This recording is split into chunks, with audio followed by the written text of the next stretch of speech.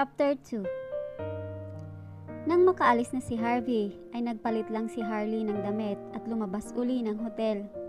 Wala pa talaga siyang balak magpahinga. Ang balak niya ay bumalik sa bahay ng kanyang mag-aama para muling masulyapan ang kanyang mga anak. Malapit lang ang bahay ng mga ito sa tinutuluyan niyang hotel. Katulad ng ginawa niya kanina, para siyang magnanakaw na nagmamanman sa bahay na iyon. Kung may makakakita sa kanya, iisipin na mukha siyang sira dahil gabing-gabi na ay naka-shades pa siya. Hindi na niya dinala ang shawl niya upang ipantakip sa mukha niya. Nandoon lang siya sa likod ng isang puno na nagsisilbing taguan niya. Taimtim na nagdasal siya na sana ay lumabas man lang o sumilip ang mga ito para ay muli niya itong masilayan. Nang sa ganon, ay hindi masayang ang effort at pagod niya sa pagpunta roon. Nakakangawit ang pagtayo niya roon at malamok sa kinaroroonan niya. Tiyak na dengue ang abutin niya kapag nagtagal pa siya ng ilang minuto roon. Ang dami na niyang napatay na lamok. Halos isang oras na siyang nakatayo roon nang mahagip ng tingin niya ang paglabas ng isang lalaki sa balkonahe. Naka-boxer shorts ito at walang damit pang itaas. Nahigit niya ang kanyang hininga nang mapagmasdan ng asawa niya. Yes, it was Graham. Ang lalaking matagal na niyang pinananabikan ay nakita na rin niya sa wakas. Bigla ay nakalimutan niyang makati ang kagat ng mga lamok. She stopped scratching her skin. Nakatingin lang siya sa mala-adonis na kagwapuhan ng kanyang asawa. Hinubad niya ang shades niya para mas makita ito lalo. Lalong gumapo ito sa paningin niya. Nagmature ang mukha nito. Ang dating rugged look nito ay napalitan ng kapormalan. Clean cut na ngayon ang dating hanggang balikat na buhok nito. Mas lumaki rin ang katawan nito. Perfectly toned iyon, halatang alagang-alaga sa workout. Bakit kaya siya dumidisplay sa balkonahe ng naka-boxers lang? Baka may ibang makakita sa kanya pag nasaan pa ang katawan niya. Akin lang dapat yan. Gusto niya itong pagsabihan na pumasok na sa loob pero alam niyang hindi pwedeng gawin iyon. Napukaw ang pag-iisip niya nang bigla itong magsalita. Baka gusto mong itry mag-doorbell para makapasok ka rito sa bahay. Napakunot noo siya. Hindi niya alam kung sino ang kausap nito. Malakas ang boses nito kaya umabot ng malinaw sa pandinig niya ang sinabi nito. Lumingas siya sa paligid para malaman kung sino ang sinasabihin nito na mag-doorbell. Wala siyang nakitang ibang tao. Could it be that she was hearing things? Huwag ka nang lumingon dahil ikaw ang kinakausap ko. Anito na mas malakas na boses. Nang tingalain niya uli ito, nakita niyang sa kanya ito nakatingin. Matiim ang pagkakatitig nito sa kanya. She also wondered if she was also seeing things. Sigurado siyang nagkulay suka siya. Hindi niya akalaing makikita siya nito sa pinagkukublihan niya. Ako? Itinuro pa niya ang sarili para masiguradong hindi siya dinaraya ng paningin at pandinig niya. Hindi nito sinagot ang tanong niya. Pumasok ka sa gate. Iniwan kong bukas yan dahil alam kong darating ka. Umakyat ka rito sa itaas. Second floor, first door. That's my room. Isara mo ang gate pagpasok mo. He sounded cool as expected. Sigurado kang pwede akong pumasok? Paglilinaw niya. Malakas pa rin ang kabog ng dibdib niya. Para siyang aakatakihin ng nerbiyos.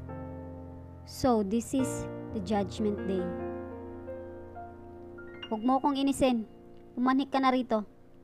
Gusto mo bang babain pa kita riyan at bigyan ng warm welcome? Mahal kong asawa. Punong-puno ng sarkasmo ang tinig na iyon.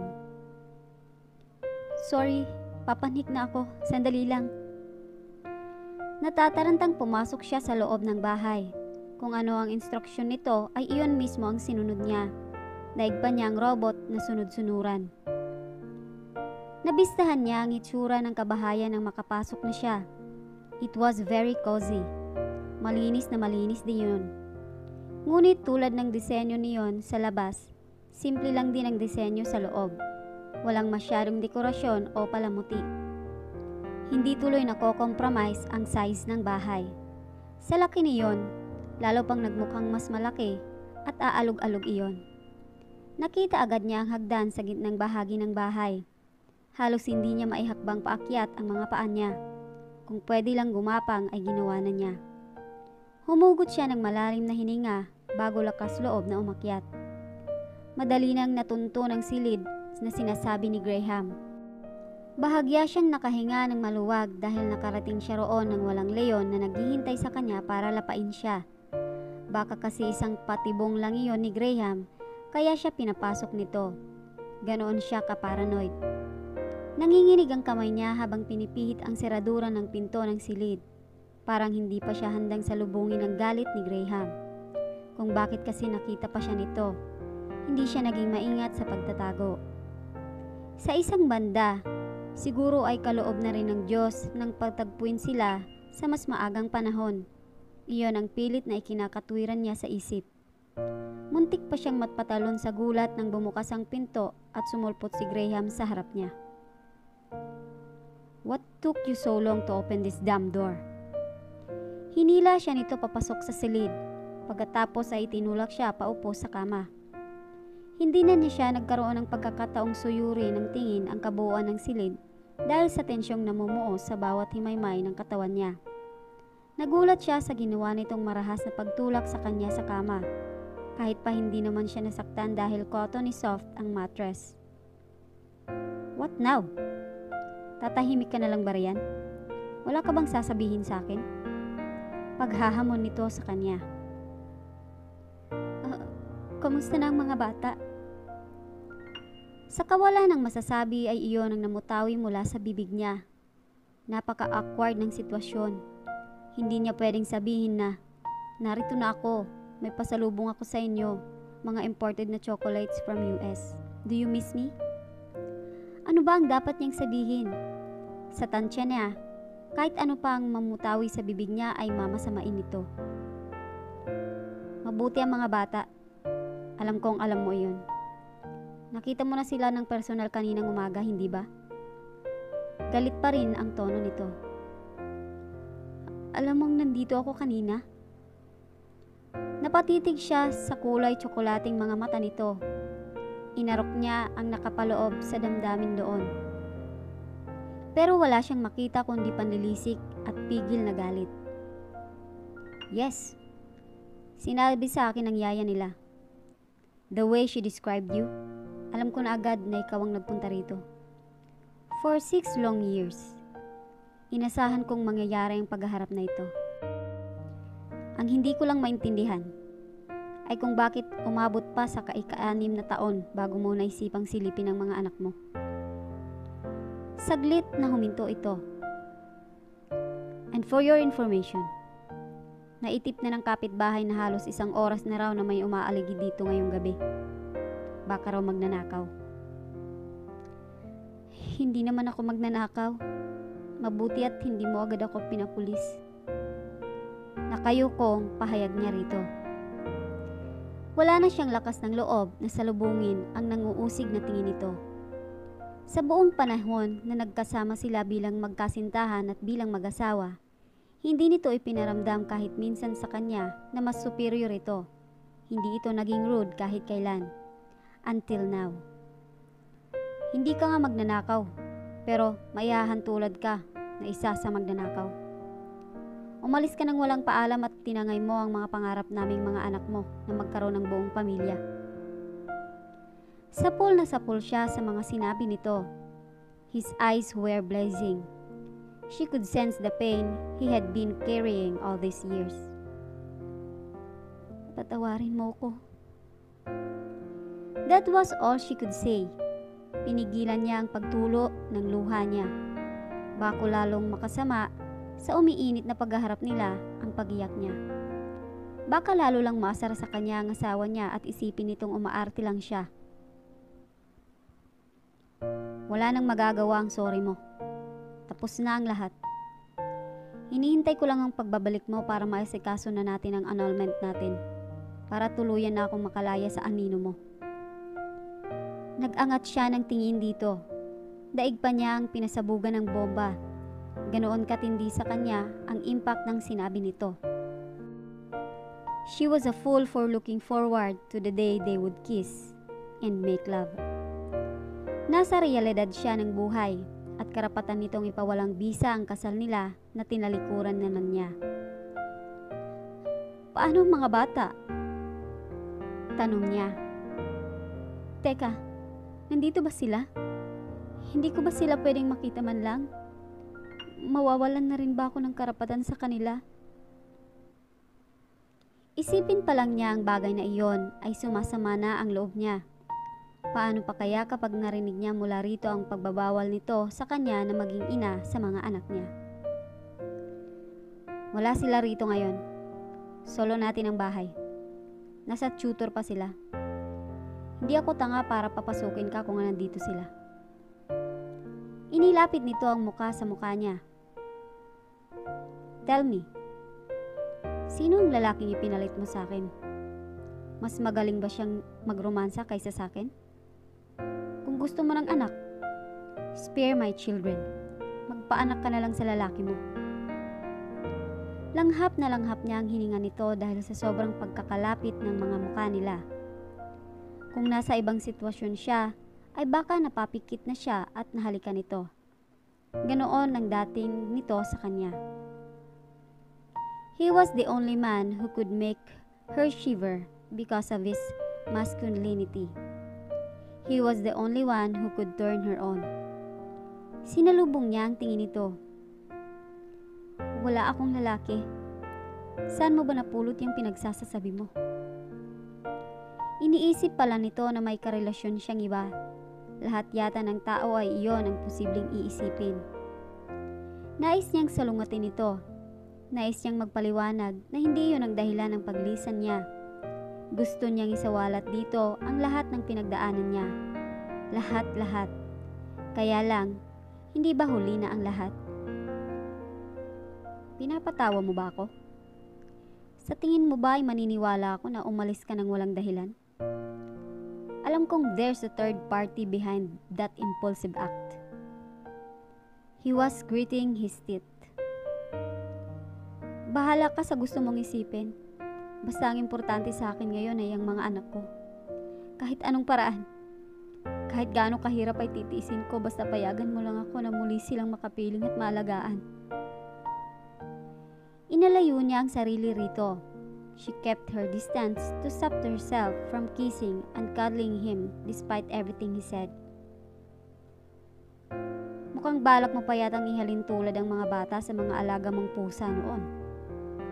Hindi hayop ang mga anak ko na pwedeng iwanan at balikan din anytime na gustuhin mo. For God's sake, tao sila. May damdamin sila. Naikuyom nito ang kamay. Hindi ko sila tinatrato na hayop. Tatanggapin ko ang iba mong panunumbat at masasakit na salita pero wag ko lang muling maririnig mula sa iyo ang bagay na iyan.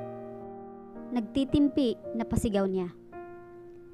How dare he compare their children to the animals? Yes, she loved animals, but the comparison was unsuitable. O baka masyado lang siyang protective kaya ganoon ang reaksyon niya. Masakit marinig ang katotohanan kaya ka nagkakaganyan. You know what? Hindi ka naman namin kailangan. Kahit maghabol ka pa sa korte, hindi ka magkakaroon ng karapatang maging ina sa kanila. Nag-e-exist ang lahat ng compelling reasons para ma-deprive ka sa custody at basic rights. Two of them are neglect and abandonment. Pagliliti niya nito. Hindi siya nagkamali ng inaasahan. Ginagamitan na siya nito ng mga kaalaman nito sa batas. He was a bar top-notcher after all. Attorney Graham Forteza had the power to throw her in jail. Please naman, Graham. Allow me to be with them. Kahit sandaling panahon lang. Tatanggapin ko. Basta hayaan mo lang ako na maalagaan sila ulit. Pagsusumamo niya rito. Daig pa niya ang taong obsessive-compulsive behavior. Mula pa kanina ay wala na siyang ibang ipinapahayag at ipinaparamdam dito kundi ang kagustuhang makasama ang mga anak niya. Couldn't he see her point? Yes, she was already begging. For that moment, batid niyang nilunok na niya ang lahat ng pride niya. Nakikipag-bargain pa siya. Mas mabuti na iyon kaysa sa wala. Paano na lang kung iyon na ang huling pagkakataon niya? She was given a second chance of life. Paano kung wala ng ikatlo o ikaapat? Sasangayangin pa ba niya ang kasalukuyan? Aminado siyang wala siyang laban dito kung makikipagmatigasan siya. Wala siyang resources para kalabanin ito.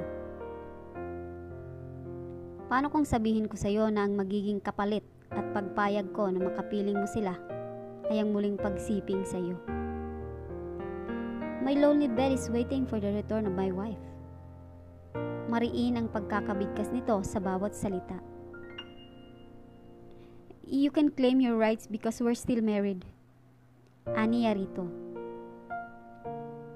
Based on what you said, I can sense that you missed me terribly, that you'll be very much willing to jump into my bed and have sex with me. Sabi nito habang halatang nangiinsulto. That's obscene. Hindi mo ko kailangang insultuhin ng todo dahil pumapayag naman ako sa mga kondisyon mo. Basta we have a deal. In return, hindi mo ipagkakait sa akin ng mga bata. Hindi ito sumagot, bagkos ay inilapit uli ang mukha nito sa mukha niya. Before she could figure out what he was going, nalilapit na nito ang mga labi sa mga labi niya. He possessively claimed her lips. Halos madurog na ang mga labi niya sa paraan ng paghalik nito. Kahit nasasaktan, hindi siya pumalag. She deserved his anger at aaminin niyang na-miss din niya ito. She missed the way his lip burst against hers. Hindi lang ang mukha nito ang nakadikit sa kanya kundi ang katawan nito. Ramdam niya ang parte ng katawan nito na tanging boxer shorts lang ang tumatakip. She knew the kiss and the body contact would turn into something deeper if they did not stop. Sabay silang napabalikwas nang may marinig silang tunog ng humimpil na sasakyan sa labas. Bigla siyang binitawan nito. She was struggling for breath when he released her. The kids are here. You'd better leave before they see you. But they have to see me. Dapat nilang malaman ang totoo. Ibinigay ko na sa iyo ang unang kabayaran at kasunduan natin. You kissed me. Hindi ako tumanggi. Ngayon, ibalik mo sa akin ang hinihingi ko. Introduce me to them. Determinadong turan niya. Yan ba talagang gusto mo? Ngumisi ito. She nodded. Halika. Kakausapin ko sila. Madali naman akong kausap kaya pagbibigyan kita. Tiyak na magiging memorable sa iyo ang pagkikita ninyong ito. Nagsuot muna ito ng roba bago siya hinila palabas ng silid. Papa, we're here! Sinalubong ni Graham si Glenn sa ibaba ng hagdan kaya nabitawan na nito ang mahigpit na pagkakahawak sa bisig ni Harleen. Kumusta na ang mga baby ko? Did you have a good time in school? And with your tutor? Naging malambing ang mga tono nito. Kung hindi niya ito kilala, iisipin niya na may dual personality ang kanyang asawa. Kanina lang ay parang tigre ito na handang lumapa ng tao. Samantalang ngayon ay daig pa nito ang maamong tupa habang kinakausap ang mga anak nila. Yes, Papa. It's really okay. But can we ask something? Malambing na sambit ni Heidi. Nawala ang pagiging masungit nito. Ganoon pala ito kapag may hihilinging pabor. Sure. What is that you want? Tanong ni Graham. Glenn and I want a laptop. Most of our classmates bring their laptops to school. We also want to have one, Daddy. Napakunot noo siya. Elementarya pa lang ito ay gusto na nito ng laptop. Sa Amerika ay nagdadala ng ganoon ang mga bata sa eskwela. Pero iba ang Amerika sa Pilipinas. Nagdalawang salita si Heidi. If that's what you want, I'll buy you one tomorrow. Sabi ni Graham. Is that all, sweetheart? You're really the best, Dad. I'm so excited. Niyakap ni Heidi ng mahigpit ang ama at pinupog pa ito ng halik sa buong mukha. Tuwang-tuwa ito. Ama, Graham, hindi naman yata tama na ibili mo ng laptop ang mga bata. Masyado pa silang bata para doon. Baka masira lang iyon. Mahal pa naman. Isa pa, makaka-istorbo yun sa pag-aaral nila. Baka masyado silang ma-spoil. Singit niya sa usapan ng mga ito nang hindi siya nakatiis. Napatangi ng mga ito sa kanya, pati ang driver at ang yaya na kakapasok lang sa bahay. Pakiramdam niya ay nasa ilalim siya ng isang microscope dahil sa paraan ng pagkakatitig sa kanya ng mga ito. Tinitingnan siya mula ulo hanggang paa. Na-conscious tuloy siya. Who is she, Papa? Bakit nakikialam po siya sa usapan natin? Nakakunot ang noong tanong ni Heidi. Naglaho na ang ngiti sa mga labi nito. We need the laptop in the school to make PowerPoint presentations, not just to play games. Dagdag pa nito. Alam niyang siya ang pinagtutungkulan nito. Nagagalit ito sa pagkontra niya rito. Hindi na lang siya sumagot sa tinuran nito. Baka kasi sa halip na mapalapit ito sa kanya, ay lalo pang lumayo ang loob nito. Magiging failure ang mission niya. Mga anak, siya si Harleen. Siya ang magiging bagong yaya nyo. Deklara ni Graham. What? Gulat na gulat siya sa sinabi nito. Bahagya niya itong hinila palapit sa kanya. Paano ako naging yaya? Hindi ito ang usapan natin, Graham. Pabulong na sita niya rito. Hindi nito pinansin ang sinabi at panggigigil niya. Kids, di ba nagpaalam na sa atin si Yaya last month pa? Gusto na raw niyang magpahinga sa province kasi kinukuha na siya ng anak niya roon. Hindi lang natin siya ma-let go kasi wala pa tayong makitang kapalit na katulad niyang trustworthy. Ngayon na may nakita na tayo, pwede na siyang makaalis na maayos. Hindi na siya mag-aalaga sa inyo. Pero hindi na din siya mag-aalala na iwan kayo. But pa, si Yaya lang ang gusto namin. She's the only one who truly cares for us bukod sa'yo. How can we trust someone we didn't know? Ani Heidi. If you want, I promise to be good to Yaya. I won't say bad words and I'll be obeying here. Just don't replace her. Sweetheart, hindi pwede. May pamilya rin si Yaya na naghihintay sa kanya. Just give your new Yaya a chance to take care of you. Your Yaya Harleen will be very good, I assure you. Makahulog ang sumulyap pa ito sa kanya. Alam niyang hinihingi nito ang kooperasyon niya at ang pagsakay niya sa setup na ginagawa nito. Alam niyang hindi niya maaaring salungatin ang sinabi nito. Kailangan niyang sumabay sa agos para hindi siya tuluyang malunod sa mas malalim na bitag nito. Kahit napapangiwi siya sa ideya na magiging yaya ang turing sa kanya ng sariling mga anak, handa na siyang tanggapin iyon. Mas mabuti na iyon kaysa hindi niya makasama ang mga ito. Kahit sa pakiramdam niya ay namanipulate siya ng kanyang asawa. Wala na siyang pakialam, pikit mata na lang niyang tatanggapin iyon. Oo mga anak, magiging mabait ako sa inyo, promise. Kaya ako nga nandoon sa gate nyo kanina dahil gusto ko talagang mag-apply na yaya ninyo. Sana matanggap din nyo ako bilang part ng family nyo. Sabi niya. Hindi siya nabigo kay Glenn. Lumapit ito sa kanya at nginitian siya. Okay, ikaw na po ang yaya ko. Si Ate Heidi na lang po ang kausapin nyo. Bumulong ito. Ate Heidi is a witch sometimes. Siya na lang po ang problema nyo. Napangiti siya. It was a relief na may isa na sa pamilya niya ang tumanggap sa kanya. Gustong matunaw ng puso niya sa simpleng gesture ng anak niya. Napakabait talaga ni Glenn. He was adorable. Sana ay makuha na rin niya ang puso ni na Heidi at Graham. Iyon na lang ang goal niya ngayon. Iyon lang ang magiging masaya na siya ng bulubusan. Pero nang mapatingin siya sa mukha ni Graham at Heidi, Siguradong hindi pa siya makakahinga ng maluwag. They were still indifferent. She could clearly see that.